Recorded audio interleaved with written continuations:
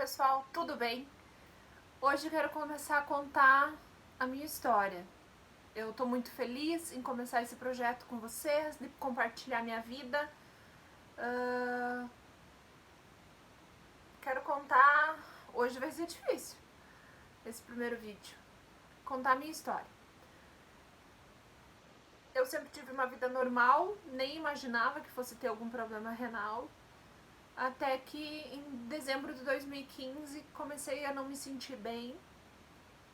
E tive um quadro assim de perda de peso, cansaço, moleza. Eu ia trabalhar e não tinha vontade de ir pra aula, voltava pra casa, ficava cansada. E tive uma hemorragia que eu não dei bola, achando que era uma menstruação. E na verdade isso se arrastou por 17 dias.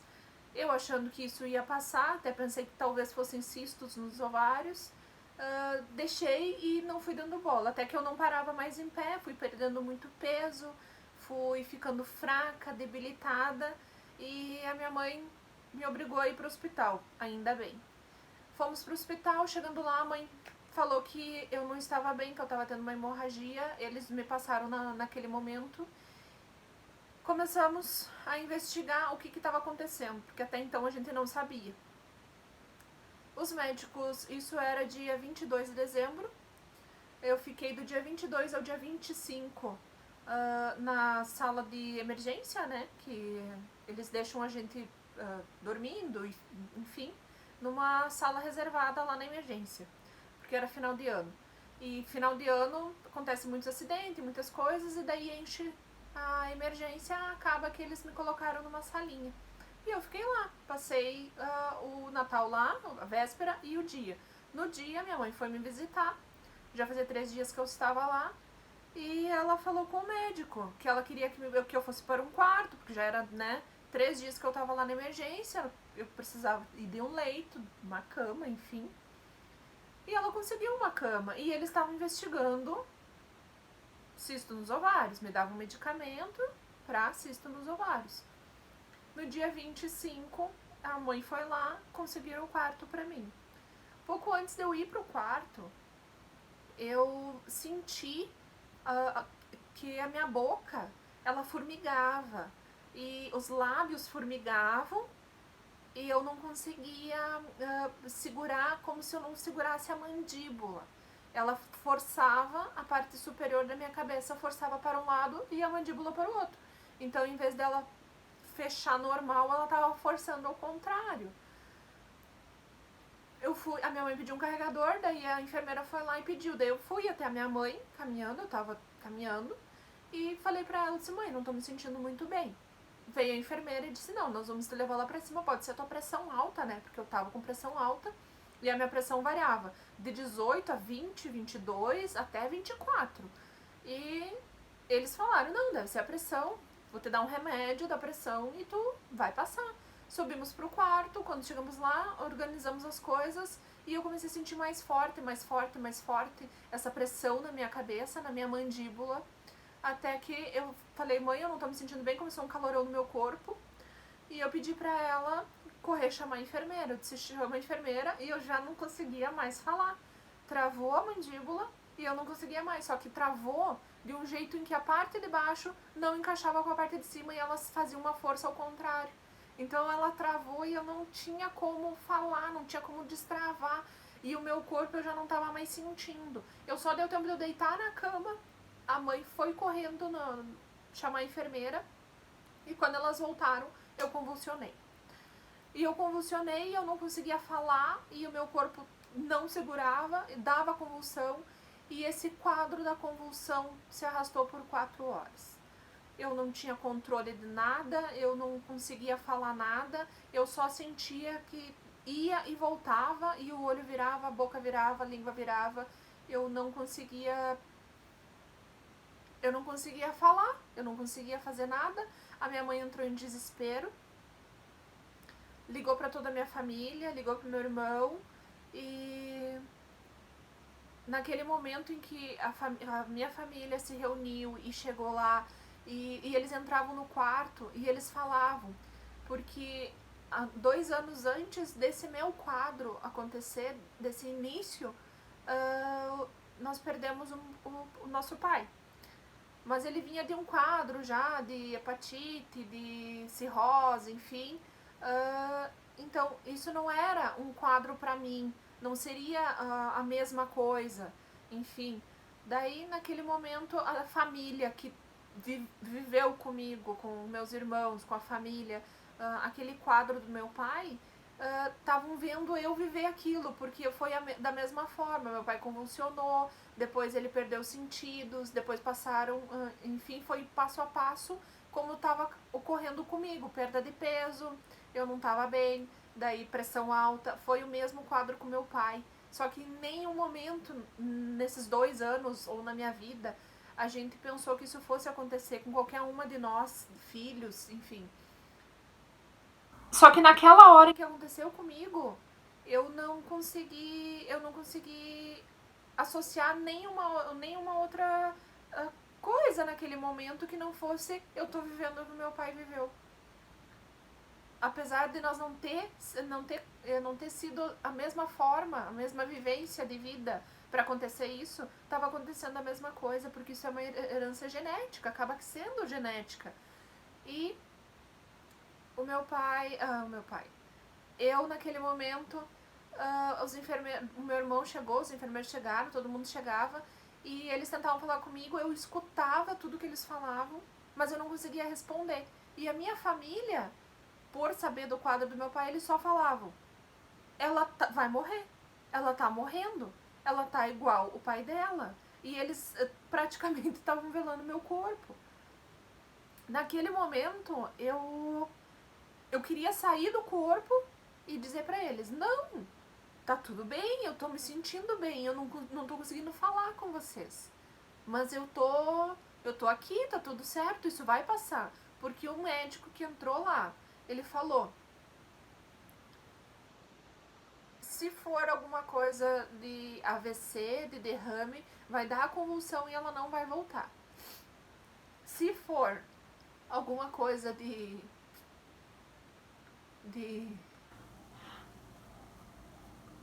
outro problema de saúde, vai dar a convulsão e ela vai voltar.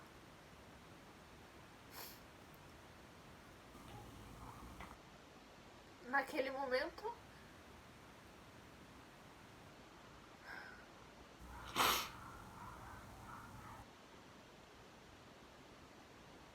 graças a essa convulsão, os médicos começaram a investigar outras coisas. Eu fiquei 4 horas ali, daí eles botavam uns remédios na minha veia e aquilo acalmou depois de 4 horas. Até então eu fiquei na convulsão, correram comigo, fizeram tomografia, voltaram, enfim. Só foi passar depois de 4 horas. No outro dia fizeram exames, foi no dia 26. Com isso, no dia 27 de dezembro, eles chegaram pra nós, estava eu e minha mãe no quarto, e eles chegaram pra nós e falaram. Uma enfermeira, na verdade, entrou e disse, olha, tá aqui o avental, tu coloca que a doutora já vai chegar. E a minha mãe disse, mas como assim? Daí ela disse, não te falaram. Ela vai fazer um procedimento. Daí eu disse, não me falaram nada. E a minha mãe ficou preocupada, a gente não sabia o que fazia. Enfim, fomos coloquei o avental, tirei o que eu tava, coloquei o avental. A médica chegou e disse, você é a Camila? Eu disse, sim. E ela, então, Camila, eu sou a doutora tal e eu tô te falando, tá aqui teus exames e não sei ainda como você tá viva, mas teus rins entraram em falência, eles não estão mais funcionando e a partir de agora você vai fazer hemodiálise. Naquele momento a minha mãe abriu um buraco na nossa frente, a gente não sabia, eu não tive eu não consegui nem falar. Eu simplesmente travei escutando aquilo, porque ela não me deu opção. Ela só disse, ou você faz hemodiálise, ou tu não vai passar dessa noite. A minha mãe chorou muito, eu não consegui nem chorar. Eu levei um choque tão grande porque podia acontecer qualquer coisa, mas menos isso eu não esperava. Claro que ninguém espera uma notícia dessa, né? Mas, enfim. E num momento passa um filme, um segundo passa um filme na tua cabeça que você tá vivendo normal, tem uma vida normal, tá trabalhando, estudando, saindo, e você recebe a notícia de que não, a partir de agora você vai ter uma vida totalmente diferente. Isso se você conseguir sobreviver a isso que vai acontecer. Foi assim. Naquele momento eu já tava com um avental, pedindo pra minha mãe sair do quarto, que eles iam passar um catéter no meu pescoço e iam começar o procedimento. Eu fiquei um pouco assustada, mas eu ia fazer. Só eu pedi um tempo pra ligar pro meu irmão, pra que ele chegasse, pra ele poder ficar com a minha mãe. E a doutora preparou tudo ali mesmo no quarto. Eu não até então, naquele momento passava na minha cabeça várias coisas, várias dúvidas, e eu não sabia nada do que estava acontecendo e nem como iria acontecer, porque aquilo tudo era muito novo. Mas eu vi eles colocando um catéter no pescoço do meu pai, quando no final meu pai precisou fazer uma sessão de hemodiálise, 2, 3. E eles colocaram no quarto até para passar medicamento, para fazer as coisas, e eu estava no quarto. Então eu sabia como é que era o procedimento. E eu lembro que ele sentiu dor quando foi passar. E pediram para mim ajudar ali, e então eu sabia mais ou menos como seria. Deitei na cama do lado, que eles tinham arrumado todos os panos esterilizados, e eu tinha, já fazia muito tempo, falta de ar. E no que eu deitei, faltou ar porque entrou água no meu pulmão. E o meu irmão e minha mãe do lado de fora da sala, e eu com a médica, com um auxiliar dela na sala. E eu tentei levantar quando ela estava fazendo o corte para passar o catéter. E aquilo fez, e ela me empurrou e fez com que eu me afogasse. E quando eu me afoguei, eu não o líquido que estava no meu corpo por os meus rins não funcionarem, entrou no pulmão. E eu não conseguia respirar. Então foi, eu não sei quanto tempo, eu não sei, depois disso eu acordei, enfim, ela tentou colocar, não conseguiu, e começou um momento de muita tensão lá no quarto, porque era como se ela não soubesse o que ela estava fazendo e ela não conseguia passar catéter, não conseguiam me entubar, e eu não conseguia respirar. Eu agarrei a médica nos braços e eu pedia pra ela me ajudar a respirar, porque eu não tava conseguindo, e o que ela tava fazendo não tava adiantando. Eu arranquei todo o avental, arranquei toda a roupa, e eu chacoalhava ela e dizia pra ela me ajudar. E meu irmão e minha mãe queriam entrar no quarto, não deixavam. Eu sei que chamaram, eu comecei a querer apagar, porque eu levantei da cama, tentei pegar o oxigênio, não conseguia fazer funcionar, tentei ligar, não conseguia, colocava no rosto, não me vinha ar. Deitei na cama, arranquei a roupa, porque aquilo parecia que era a roupa que não deixava eu respirar.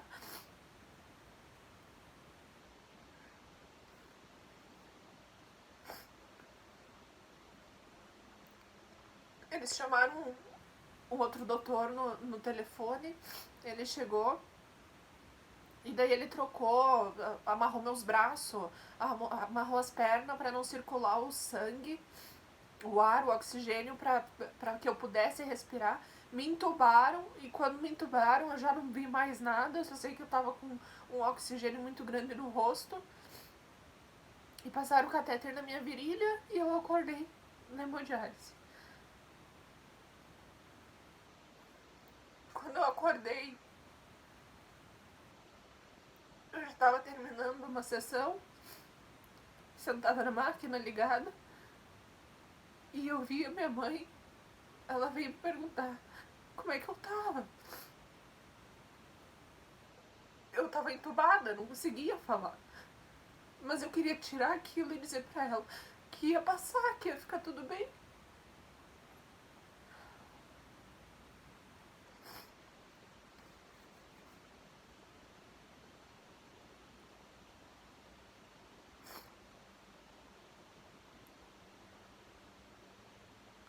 passou,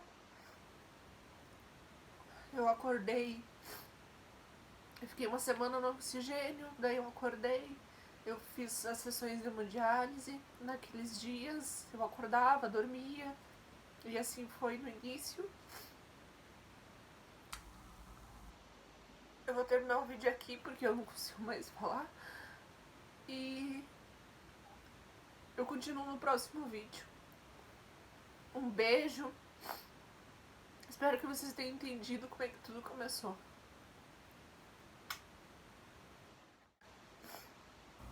Pessoal, tive que parar um pouco de gravar.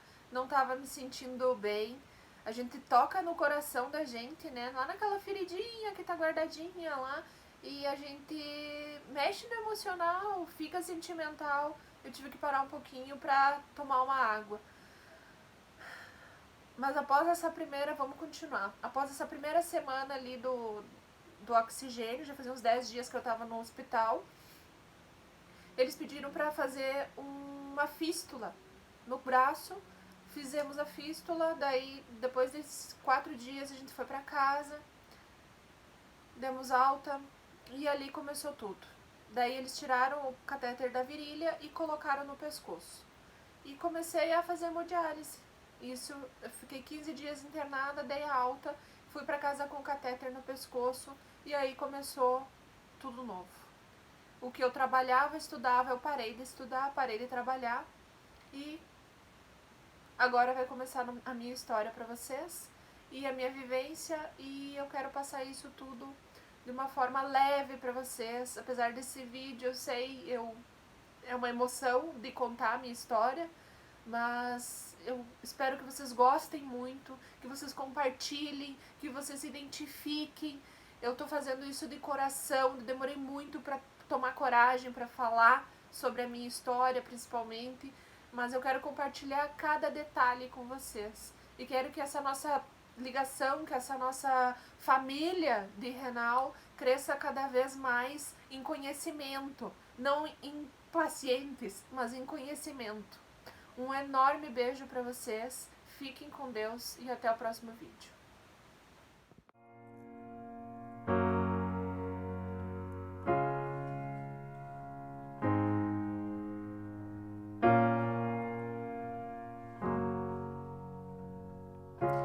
You're broken down and tired of living life on a merry-go-round. You can't find a fighter, but I see it in you, so we gon' walk it out. Move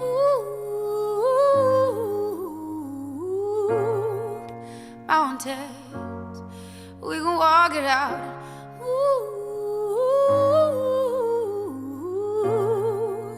Mountains, and I'll rise up, I'll rise like the day. I'll rise up, I'll rise unafraid. I'll rise up, and I'll do it 1,000 times again. And I'll rise up, I like the waves. I'll rise up, in spite of the ache. I'll rise up, and I'll do it 1,000 times again.